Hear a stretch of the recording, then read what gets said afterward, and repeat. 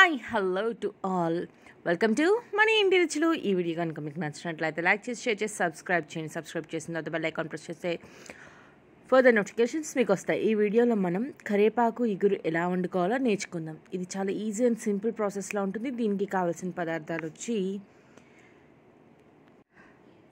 పసుపు, పాలు, ఉల్లిపాయ ముక్కలు, ఆవాలు, జీలకర్ర, వెల్లుల్లి రేకలు, పాలమీగడ, పచ్చిమిర్చి,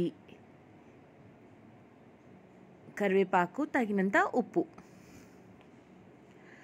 శుభ్రంగా కడిగిన కరివేపాకుని తీసుకుని కొద్దిగా ఎక్కువ నీళ్ళు కాదు, కొద్దిగా నీళ్ళు పోసుకుని ఇలా కచ్చా పచ్చగా గ్రైండ్ చేసి పక్కన పెట్టుకోవాలి. ఇప్పుడు స్టవ్ ఆన్ చేసి పాన్ పెట్టుకుని దాంట్లో తగినంత ఆయిల్ పోసుకుని జీలకర్ర, ఆవాలు, వెల్లుల్లి రేకలు వేసి బాగా ఫ్రై చేసుకోవాలి. అవి ఫ్రై అయిన తర్వాత కట్ చేసుకున్న ఉల్లిపాయలు, మనం కరివేపాకు ఎంత తీసుకుంటామో ఉల్లిపాయలు కూడా అదే క్వాంటిటీలో తీసుకుంటే ఇగురు చాలా టేస్ట్ ఉంటుందన్నమాట.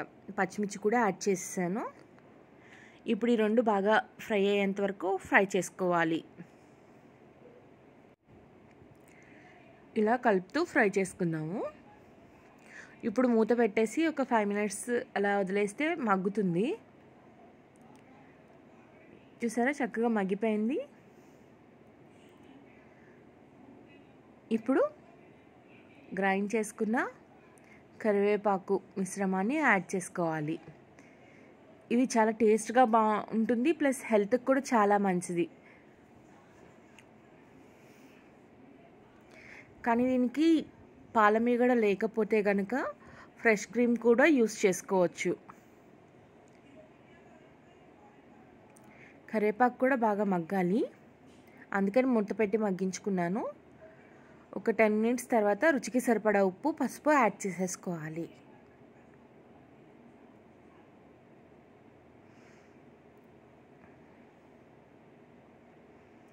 ఇప్పుడు పాలమీగడ యాడ్ చేసుకుందాం.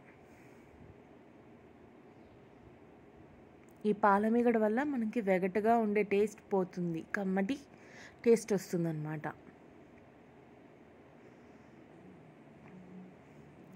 ఇలా కలుపుకున్న తర్వాత పాలు కూడా యాడ్ చేసుకోవాలి. ఒకసారి బాగా మిక్స్ చేసుకొని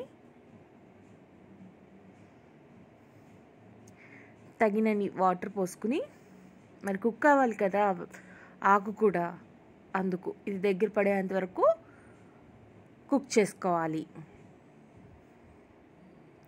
మన ఆనపకాయ ఇగురు ఎలా చేసుకుంటామో అదే ప్రాసెస్ సేమ్. మూత పెట్టి కుక్ చేసుకుందాం.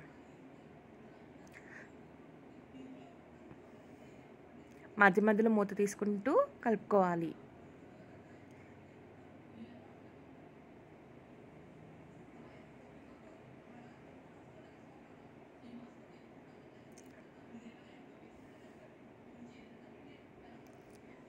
చక్కగా దగ్గర పడిపోయింది. ఇప్పుడు స్టవ్ ఆఫ్ చేసేసుకుని సర్వింగ్ బౌల్లోకి తీసుకుందాం. ఎంతో రుచికరమైన కరివేపాకు ఇగురు రెడీ అయిపోయింది. ఇది వేడివేడి అన్నంలో కానీ చపాతీల్లో కానీ చాలా టేస్ట్గా ఉంటుంది. ఈ వీడియో నచ్చినట్లయితే లైక్ చేయడం మాత్రం మర్చిపోకండి. Thank you for watching.